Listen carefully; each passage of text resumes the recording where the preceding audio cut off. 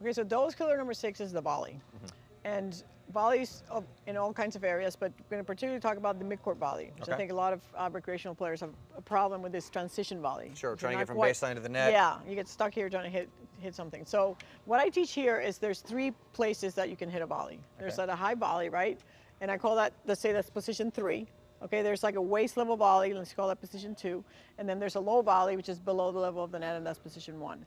And the key is that the follow through on all 3 finish at position 2. Okay, so if you have a high volley, you want to hit down a little bit, but you don't want to hit all the way down to 1, right? Okay, so you go from 3 to 2. 3 to 2, okay. If you have a waist level volley, you just hit it flat, 2 to 2.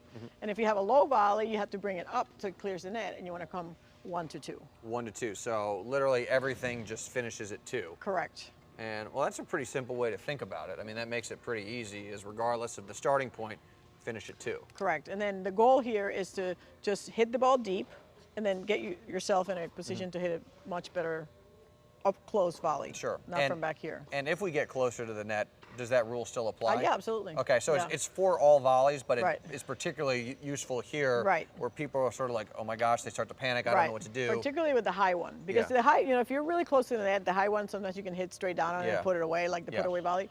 But here, the tendency people have is to hit down from here. And from here, you cannot hit down because you're too far back. You just have to hit out, or 3 to 2, and try to get it as far deep as you can. All right, well, let's, let's demo it. Okay.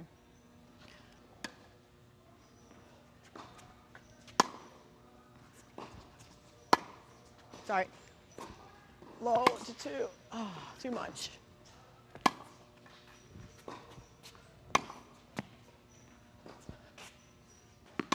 Again, high one.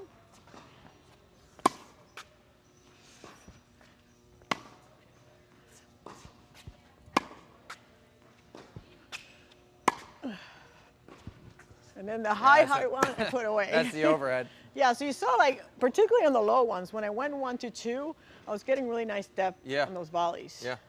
And then that last one was, well, that last one was the overhead, but the one before that was up here, but then you finished it 2. I finished here, yeah. And you hit a great volley, which obviously kind of forced that overhead if you were actually playing it out. Yeah, if it's above this, you're going to hit an overhead, so you don't have to worry about it. But the point I'm trying to make is you stuck that ball. Yeah. And you hit a good shot. Yeah. You didn't overhit it. You didn't, at least I know on some of those high balls it sometimes ends in the back fence because you can't control it properly. But with that technique, it just makes it real simple and you hit a good shot.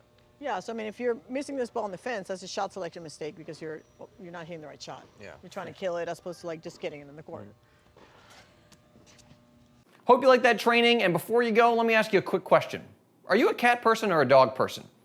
Now, whatever you answered is totally fine. It's cool to be a dog person, cool to be a cat person, just like it's cool to be a singles player and it's cool to be a doubles player.